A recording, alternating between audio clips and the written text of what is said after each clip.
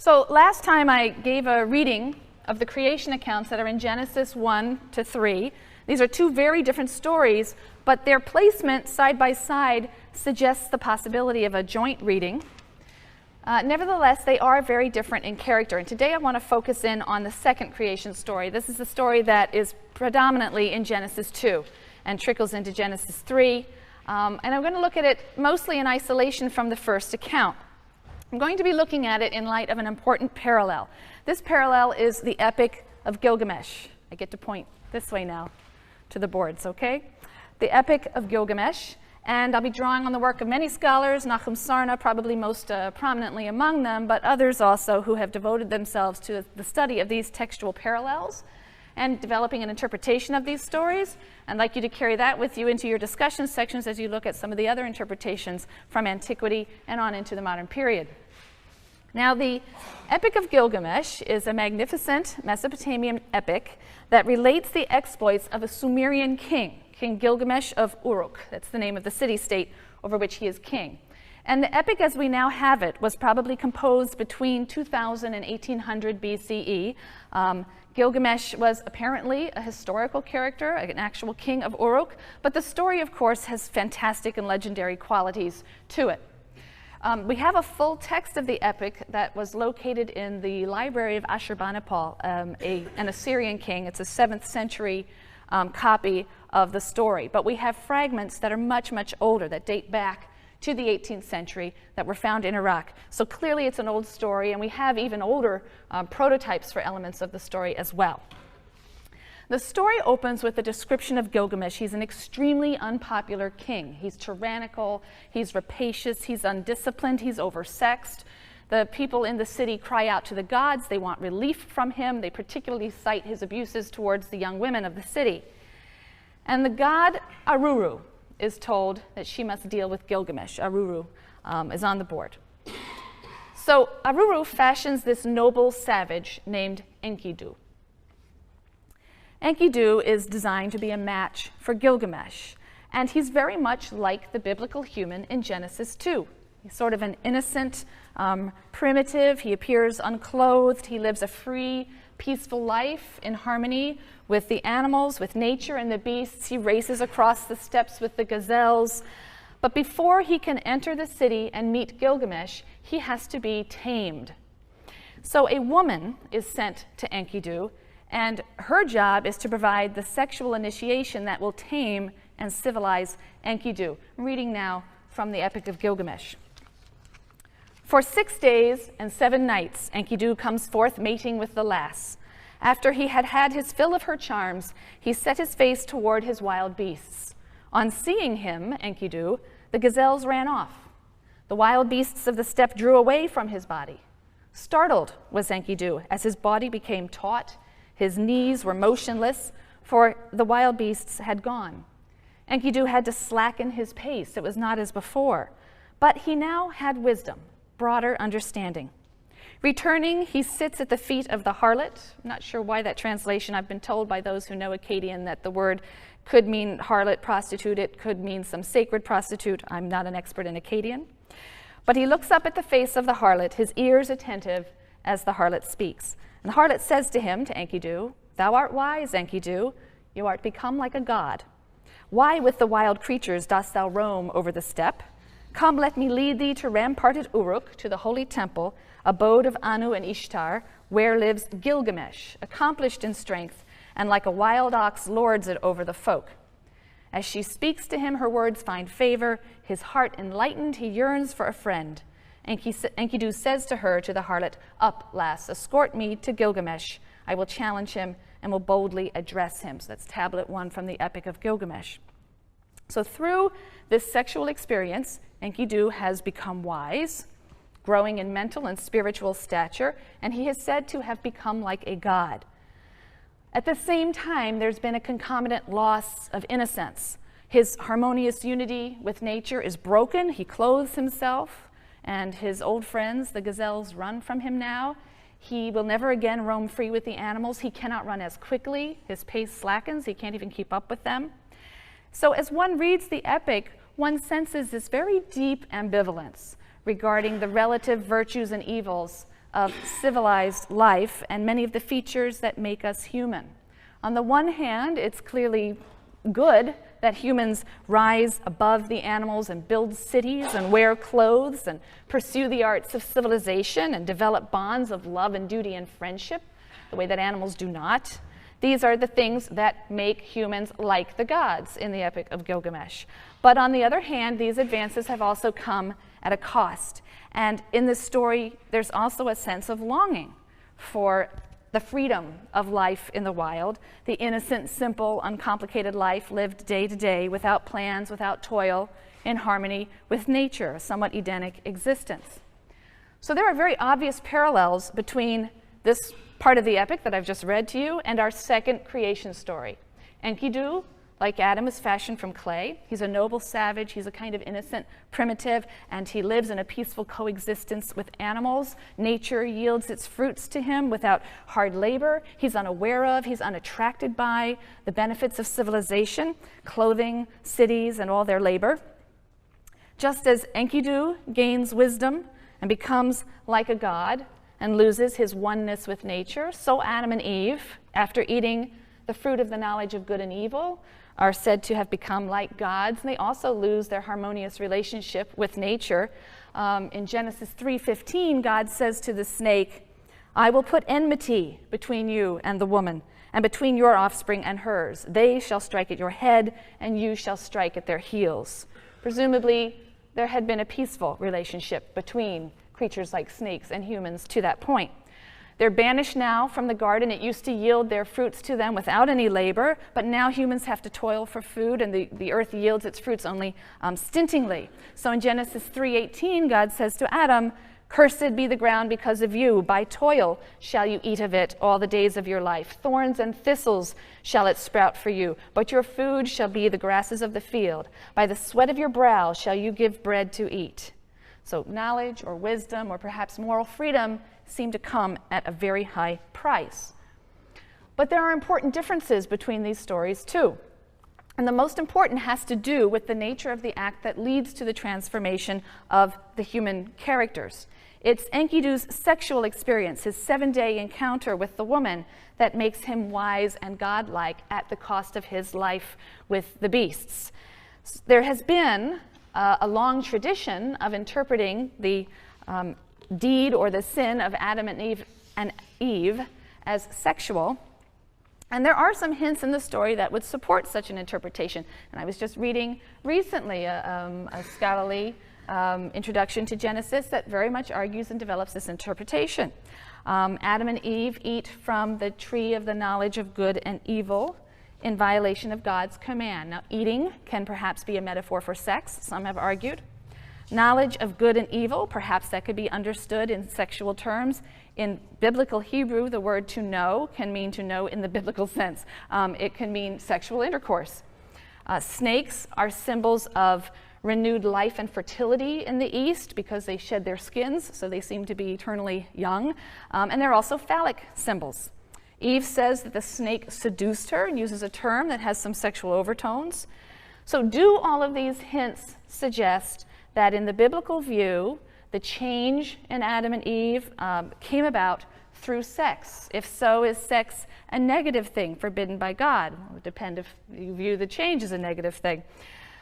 That seems unlikely in my view. You will certainly hear it argued, but it seems unlikely in my view.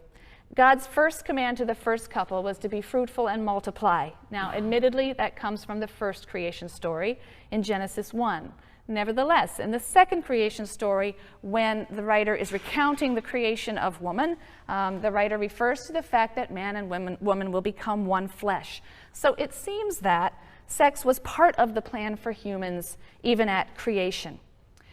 Also, it's only after their defiance of God's command that Adam and Eve first become aware of and ashamed by their nakedness, putting the sort of sexual awakening after the act of disobedience rather than at the same time or prior to.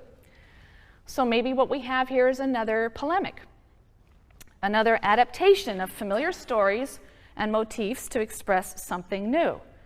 Perhaps for the biblical writer, Adam and Eve's transformation occurs after an act of disobedience, not after a 7-day sexual encounter.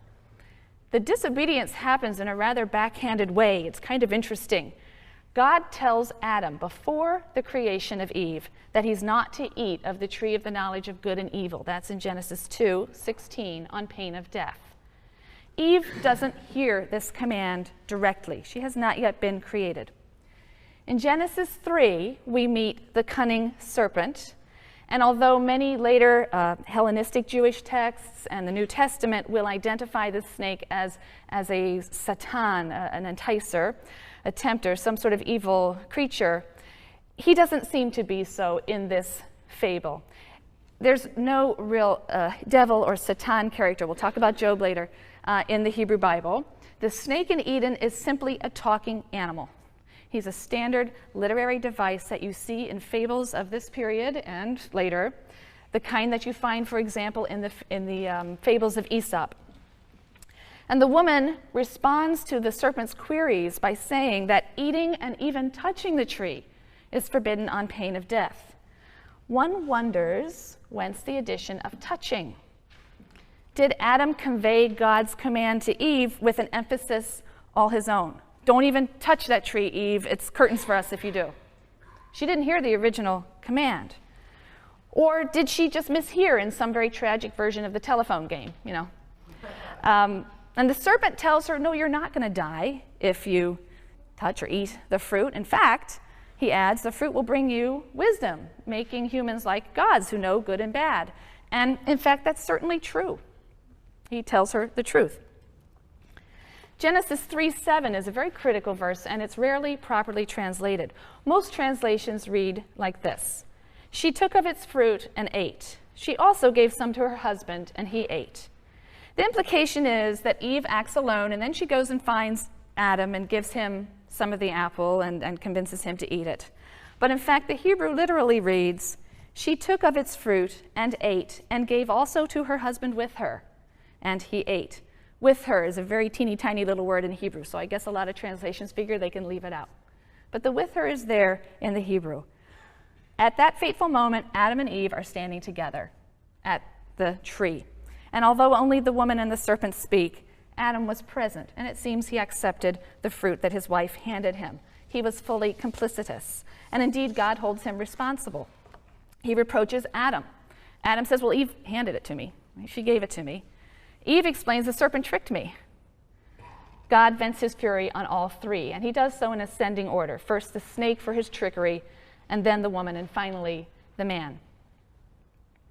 So just as the harlot tells Enkidu after his sexual awakening that he has become like a god, so Adam and Eve, after eating the forbidden fruit, are said to be like divine beings. Why? Perhaps because they have become wise in that they have learned they have moral choice. They have free will. They can defy God and God's plans for them in a way that animals and natural phenomena cannot. But now that means there is a serious danger here. And in Genesis 3, verse 22, God says, now that man has become like one of us, knowing good and evil, what if he should stretch out his hand and take also from the tree of life and eat and live forever? So it's the threat of an immortal antagonist that is so disturbing and must be avoided. And so God banishes Adam and Eve from the garden, and he stations these kruvim, these cherubim, not puffy, cute little babies like Raphael painted, but these fierce, monstrous creatures, and a fiery, ever-turning sword to guard the way back to the tree of life. It is now inaccessible. So the acceptance of mortality as an inescapable part of the human condition, it's a part of this story. It's also one of the themes of the Epic of Gilgamesh. As the story continues, Enkidu enters the city, and Enkidu earns Gilgamesh's respect and deep love. And this is the first time that this rapacious tyrant has ever actually loved anyone, and his character is reformed as a result. And then the rest of the epic contains the adventures of these two close friends, all of the things that they do together. And when Enkidu dies, Gilgamesh is absolutely devastated. He's for the first time confronted with his own mortality. He's obsessed with grief over Enkidu, and he's obsessed with the whole issue of mortality. He begins a quest for immortality, and that takes up most of the rest of the epic. He leaves the city, he travels far and wide, he crosses these primeval seas and endures all sorts of hardships, and finally, exhausted and battered, he reaches Utnapishtim, also there on the board, Utnapishtim, who is the only mortal ever to have been granted immortality by the gods. And he comes to him and asks for his secret. It turns out that Utnapishtim can't help him, and we'll come back to Utnapishtim later in the flood story. And Gilgamesh is devastated. He then learns the whereabouts of a plant of eternal youth. And he says, well, that's better than nothing. That at least will keep him young. And so he goes after the plant of eternal youth, but he's negligent for a moment, and a thieving snake or serpent manages to steal it, and that explains why snakes are always shedding their skins and are forever young. Gilgamesh is exhausted, he feels defeated, he returns to Uruk, and as he stands looking at the city from a distance, gazing at it, he takes comfort in the thought that although humans are finite and frail and doomed to die, their accomplishments and their great works give them some foothold in human memory. Now, Nachum Sarna is one of the people who's pointed out that the quest for immortality, which is so central in the Epic of Gilgamesh, is really deflected in the biblical story. The tree of life is mentioned, and it's mentioned with a definite article. Genesis 2:9 says, with the tree of life in the middle of the garden, as if this is a motif we're familiar with, as if this is something we all know about. But then it's really not mentioned again as the story proceeds. The snake, which in the Epic of Gilgamesh is associated with the plant of eternal youth, in Genesis is associated instead with the tree of the knowledge of good and evil. That's the focus of our attention in Genesis. And it's only at the end of the story that the tree of life appears again in the passage that is emphasizing its permanent inaccessibility. And we could perhaps draw two conclusions from this. First, it may be that Adam and Eve had access to this tree up to that point. As long as their will conformed to the will of God, there was no danger to them going on eternally, being immortal.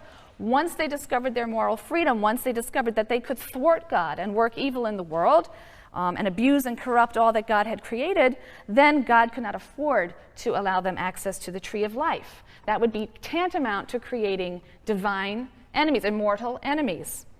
So God must maintain the upper hand in his struggle with these humans who have learned to defy him. He maintains the upper hand in this, the fact that they eventually must die. Second of all, the motif of guards who block access to the tree of life suggests that no humans have access to immortality, and the pursuit of immortality is futile. So it might be then that God really spoke the truth after all. The fruit did bring death to humankind. Before we leave this story and move on to Cain and Abel, I just want to make a couple of quick observations. First of all, the opening chapters of Genesis, Genesis 1 through 3, have been subjected to centuries of theological interpretation, and I hope that you're in the midst of reading some of them now. They have generated, for example, the doctrine of original sin, which is the idea that humans, after Adam, are born into a state of sin, by definition. As many ancient interpreters already have observed, the actions of Adam and Eve bring death to the human race. They don't bring a state of utter and unredeemed sinfulness. In fact, what they tell us is that humans have moral choice in each and every age. The story is primarily ideological rather than prescriptive or normative. We've talked about this word, ideological tales that are trying to explain how or why something is the way it is. This is why serpents shed their skin, for example, in the Epic of Gilgamesh. They were the ones who got the plant of eternal youth. It's ideological. The writer observes that humans emerge from innocent childhood to self-conscious adulthood. The writer observes that survival is a difficult endeavor, and that the world can sometimes seem harshly hostile. The writer observes that women are desirous of and emotionally bonded to the very persons who establish the conditions of their subordination. The story is explaining how these odd conditions of life came to be as they are. which is not to say that it's the ideal situation or even that it's God's will for humankind. These are ideological fables, and they're best read as such. Second of all, in this story, we see something that we'll see repeatedly in the Pentateuch. And that is that God has to punt a bit. He has to modify his plans for the first couple by barring access to the tree of life. That was not something presumably he planned to do. This is in response to, perhaps, their unforeseen disobedience. Certainly, the way the story unfolds, that's how it seems to us. So despite their newfound mortality, humans are going to be a force to be reckoned with. They're unpredictable to the very God who created them. Finally, I'll just draw your attention to some interesting details that you can think about and maybe talk about in section. God ruminates that the humans have become like one of us, in the plural. That echoes his words in Genesis 1, where he proposes, let us make humans, or humankind, in our image. Again, in the plural. Who is he talking to? And what precisely are these cherubim that are stationed in front of the tree of life, barring access? What do we make of these allusions to divine colleagues or subordinates in light of Kaufman's claims regarding biblical monotheism? You should be bringing some of the things we talked about in discussing his work into dialogue with and in conflict with some of the evidence you'll be finding in the text itself. So think about these things. Don't pass over these details lightly, and don't take them for granted. The Cain and Abel story, which is in Genesis 4, verses 1 through 16, this is the story of the first murder. And it's a murder that happens despite God's warning to Cain that it's possible to master the urge to violence by an act of will. He says, sin couches at the door, its urge is toward you, yet you can be its master. Genesis 4, verse 7. Nachum Sarna and others have noted that the word brother occurs throughout this story repeatedly, and it climaxes in God's question, where is your brother Abel? And Cain responds, I don't know, am I my brother's keeper? And ironically, you sense when you read this that even though Cain intends this as a rhetorical question, am I my brother's keeper? In fact, he's right on the money. Yes, we are, all of us, our brother's keepers. And the strong implication of the story is, as Sarna puts it, that all homicide is in fact fratricide. Seems to be the message of this story. Note also that Cain is culpable, and for someone to be culpable of something, we have to assume some principle that they have violated. And therefore this story assumes the existence of what some writers, Sarna among them, have called the universal moral law. There seems to be in existence from the beginning of creation this universal moral law, and that is the God-endowed sanctity of human life. We can connect it with the fact that God has created humans in his own image. But the God-endowed sanctity of human life is an assumption, and it's the violation of that assumption which makes Cain culpable. The story of Cain and Abel is notable for another theme, and this is a theme that's going to recur in the Bible, and that's the tension between settled areas and the unsettled desert areas and desert life of the nomads. Abel is a keeper of sheep. He represents the nomadic pastoralists, unlike Cain, who is the tiller of soil. So he represents more settled urban life. God prefers the offering of Abel, and as a result, Cain is distressed and jealous to the point of murder. God's preference for the offering of Abel valorizes the free life of the nomadic pastoralist over urban existence. And even after the Israelites will settle in their own land, the life of the desert pastoralist remained a sort of romantic ideal for them. And it's a theme that we'll see coming up in many of the stories. It's a romantic ideal for this writer, too. Now, the murder of Abel by Cain is followed by some genealogical lists.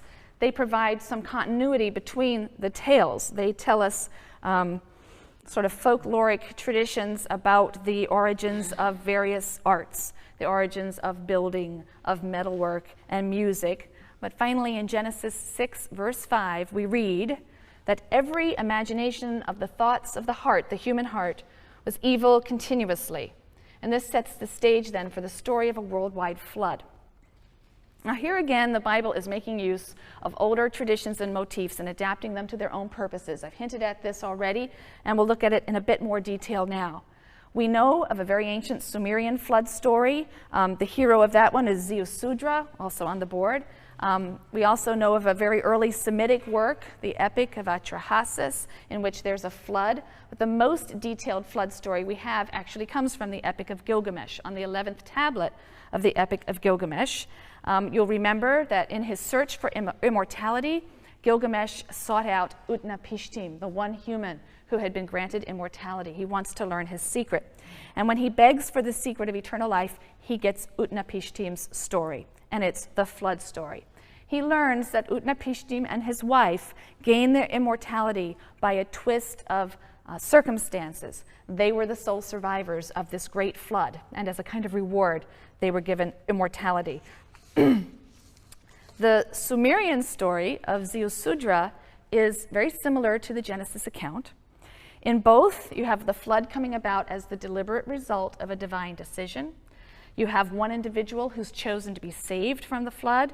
That individual is given specific instructions on building an ark and is given specific instructions on who to bring on board the ark. The ark also comes to rest on a mountaintop. The hero sends out a bird to reconnoiter the land, to find out if it's dry yet. When the hero emerges, he builds an altar, he offers sacrifice to the deity, and receives a blessing. Very similar parallel stories. And yet, there are significant contrasts between the Mesopotamian story and its Israelite adaptation. Let's compare some of the elements from all three of the stories with the biblical story. In the Epic of Gilgamesh, we have no motive given for the divine destruction whatsoever. It just seems to be pure capriciousness. In the Epic of Atrahasis, we do in fact read of a reason, and the text there states, "The land became wide and the people became numerous. The land bellowed like wild oxen. The god was disturbed by their uproar. Enlil heard the clamor and said to the gods, 'Oppressive has become the clamor of humankind. By their uproar they prevent sleep.'" So it seems that humankind is to be destroyed because they irritate the gods with their tumult and noise. In the Gilgamesh epic, Ea, an earth water god, does ask another god, Enlil, how he could have brought the flood on so senselessly. He says, "Lay upon the sinner the sin, lay upon the transgressor his transgression," which would indicate that in the Epic of Gilgamesh there is this element of capriciousness. The biblical writer, in retelling the story, seems to want to reject this idea by providing a moral rationale for God's actions. The earth, the text says, is destroyed because of Hamas. Hamas is a word that literally means violence, bloodshed, but also all kinds of injustice and oppression. Noah is saved specifically for his righteousness. He was righteous in his generation. He was chosen, therefore, for moral reasons. So the writer seems very determined to tell the story in a way that depicts God as acting not capriciously, but according to certain clear standards of justice. This was deserved punishment, and the person who was saved was righteous. Furthermore, in the Mesopotamian accounts, the gods do not appear to be in control. This is something that's been pointed out by many writers. Enlil wants to destroy humankind completely. He's thwarted by Ea, who drops hints of the disaster to Utnapishtim, so Utnapishtim knows what to do and therefore manages to escape the flood. But that's thwarting the design of the God who brought the flood. He wanted everything destroyed. When the flood comes, the gods themselves seem to have lost control. They're terrified, they cower. The text says they cower like dogs crouched against the outer wall. Ishtar, the goddess Ishtar, cried out like a woman in labor. And moreover, during the period of the flood, they don't have food, they don't have sustenance. And at the end, when Utnapishtim offers his sacrifice, the gods are famished and they crowd around the sacrifice like flies, the text says. The biblical writer wants to tell a different story. In the biblical flood story, God is represented as being unthreatened by the forces of nature that he unleashes and being completely in control. He makes the decision to punish humans because the world has corrupted itself through Hamas, through bloodshed and violence. He selects Noah due to his righteousness, and he issues a direct command to build an ark. He has a clear purpose and he retains control throughout the story. At the end, the writer doesn't depict him as needing the sacrifice for food or sustenance. We might say that this story, like the story of Cain and Abel before it, and like the story we will read later of Sodom and Gomorrah, this story presupposes this universal moral law that Sarna and Kaufman and others have talked about, right? This universal moral law that seems to govern the world. And if God sees infractions of it, then as supreme judge, he brings humans to account. If morality is the will of God, morality then becomes an absolute value, and these infractions will be punished in the biblical writer's view. The message of the flood story also seems to be that when humans destroy the moral basis of society, when they are violent or cruel or unkind, they endanger the very existence of that society. The world dissolves. So corruption and injustice and lawlessness and violence inevitably bring about destruction. Some writers have pointed out that it's interesting that these humans are not being punished for religious sins, for idolatry, for worshiping the wrong God, or anything of that nature. And this is important. The view of the first books of the Bible is that each nation worships its own gods its own way. Perhaps at this point in the story, perhaps the view is that all know of God even if they ignore him. But the view eventually will be that only Israel is obligated to the God of Israel. Other nations aren't held accountable for their idolatry in the books of the Torah. We'll see this as we continue along. And yet, everyone, all humans, Israelites and non-Israelites alike, by virtue of having been created by God in the image of God, even though they may not know that God or may ignore that God, they are bound to a basic moral law that precludes murder and perhaps from this story we could argue other forms of oppression and violence. What better way to drive home the point that inhumanity and violence undermine the very foundations of society than to describe a situation in which a cosmic catastrophe results from human corruption and violence. It's an idea that runs throughout the Bible. It also appears in later Jewish thought and some Christian thought, some Islamic thought. The psalmist is going to use this motif when he denounces social injustice, the exploitation of the poor, and so on. He says, through wicked deeds like this, all the foundations of the earth are moved, are shaken. The Noah story, the flood story, ends with the ushering in of a new era, and it is in many ways a second creation that mirrors the first creation in some important ways. But this time, God realizes, and again, this is where God's got to punt all the time. That's what I love about the first part of Genesis. God is trying to figure out what he has made and what he's done, and he's got to shift modes all the time. And God realizes that he's going to have to make a concession. He's going to have to make a concession to human weakness and the human desire to kill. And he's going to have to rectify the circumstances that made his destruction of the earth necessary in the first place. So he establishes a covenant with Noah, a covenant. And humankind receives its first set of explicit laws. No more implicit, murder is bad. Oh, I wish I had known, right? Now we're getting our first explicit set of laws, and they're universal in scope on the biblical writer's view. They apply to all humanity, not just Israel. So these are often referred to as the terms of the Noahide covenant. They apply to all humanity. This covenant explicitly prohibits murder in Genesis 9, that is the spilling of human blood. Blood is the symbol of life. That's a connection that's made elsewhere in the Bible. Leviticus 17, right? The life is in the blood. So blood is the biblical symbol for life. But God is going to make a concession to the human appetite for power and violence. Previously, humans were to be vegetarian. Genesis 1, the portrait was one in which humans and animals did not compete for food or consume one another. Humans were vegetarian. Now God is saying humans may kill animals to eat them, but even so, he says, the animal's life is to be treated with reverence, and the blood, which is the life essence, must be poured out on the ground, returned to God, not consumed. So the animal may be eaten to satisfy the human hunger for flesh, but the life essence itself belongs to God. It must not be taken, even if it's for the purposes of nourishment. Genesis 9, verses 4 through 6. You shall not eat flesh with its life, that is, its blood. For your lifeblood I will surely require a reckoning. Of every beast I will require it, and of humans. So if you are killed by a beast or a human, there will have to be a reckoning and accounting.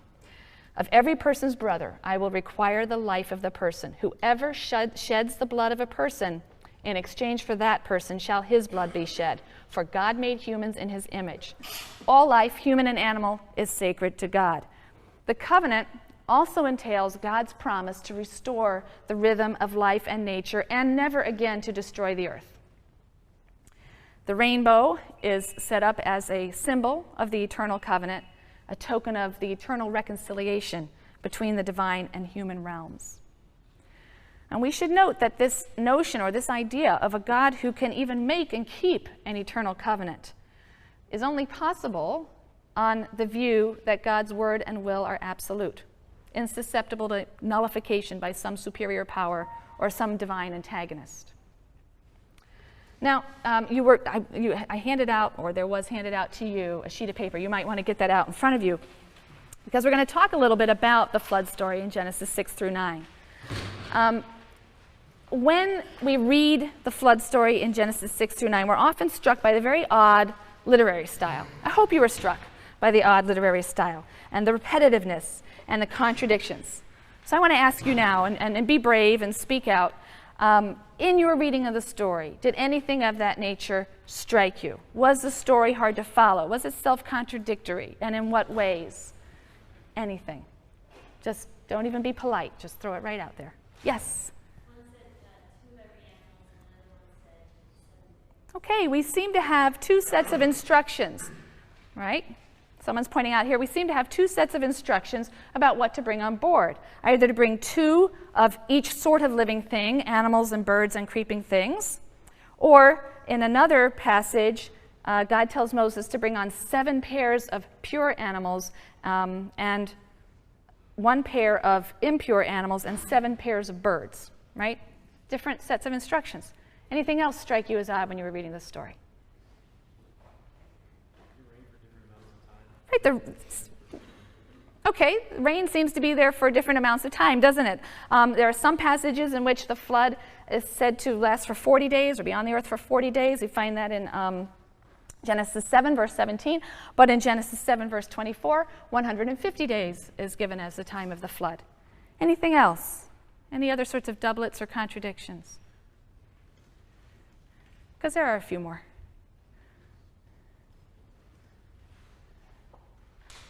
Who's giving the instructions?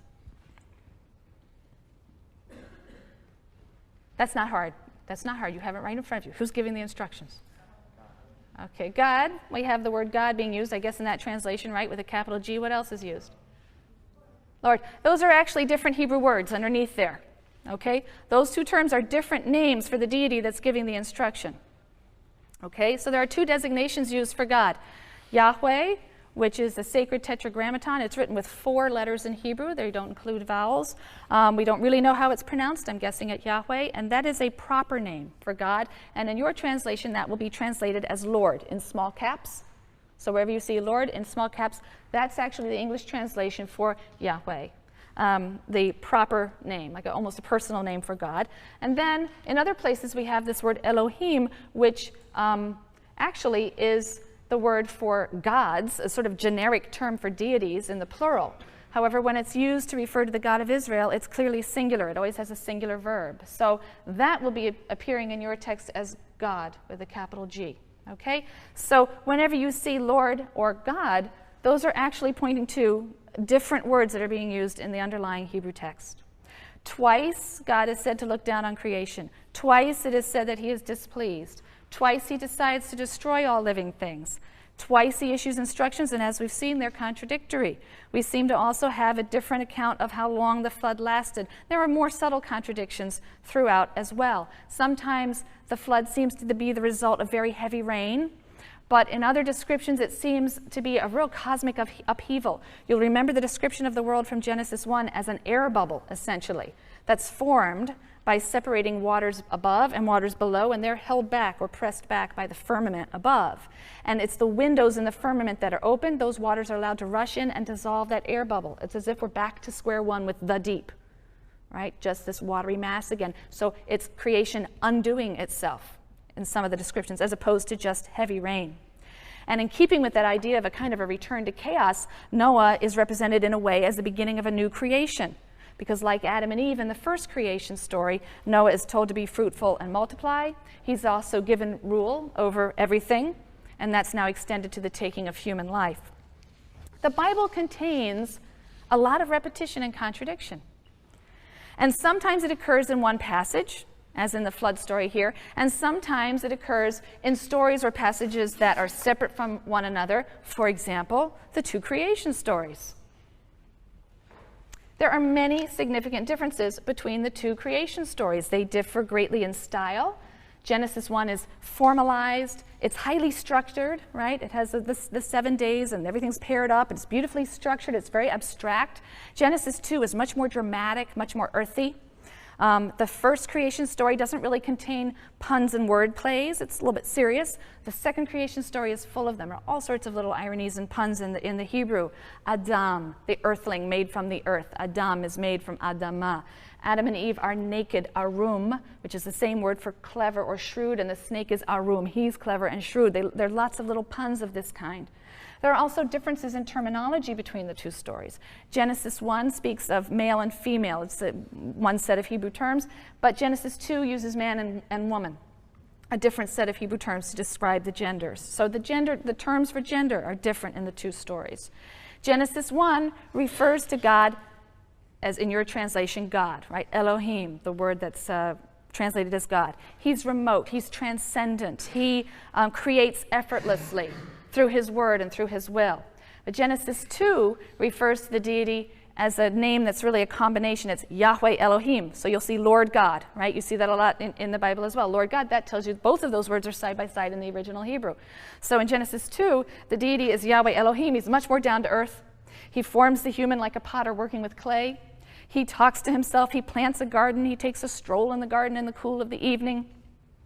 He makes clothes for Adam and Eve. He's spoken of in much more anthropomorphic terms than the God that we encounter in Genesis 1. So what we have in the first few chapters of Genesis are two creation stories. They have distinctive styles, distinctive themes, distinctive vocabularies, and they're placed side by side.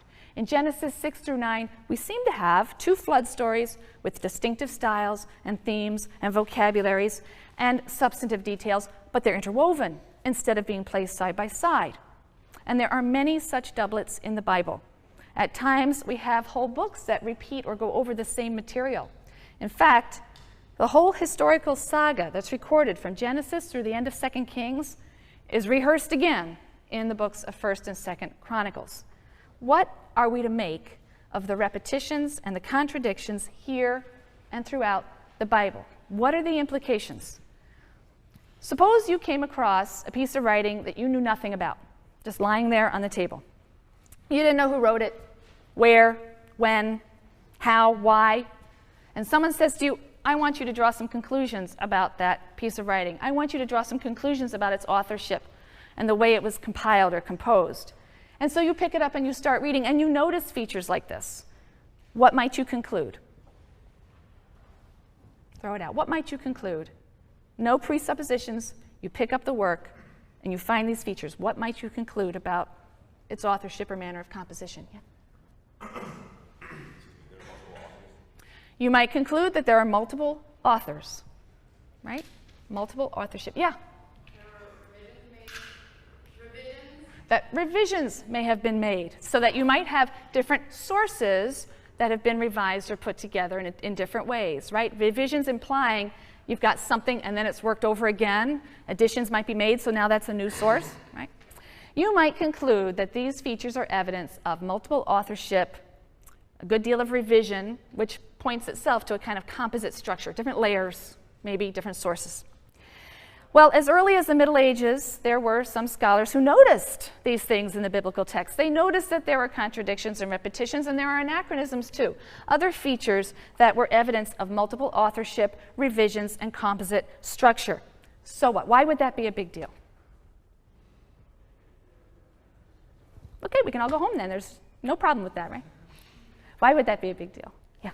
It's a central text for your religion. If there are contradictions, you've got a bit of a problem finding what exactly you believe. Okay, it could be a bit of a problem if this text has become the basis for a system of religious faith or belief, and your assumptions about it are that it's telling a truth that is singular in nature, and also what about the traditional beliefs in the origin of this text? Right? Who wrote this text according to traditional beliefs? I'm hearing Moses, I'm hearing God, I'm hearing a bunch of different things, but right, there are traditional ideas about generally the Mosaic authorship of the Bible, certainly the first 5 books of the Bible. And so these features of the text, which were noticed, were a challenge to traditional religious convictions regarding the Mosaic authorship of the first 5 books of the Bible, and in many ways the perfection of the Bible, as speaking with a unified voice on matters of doctrine or religious theology.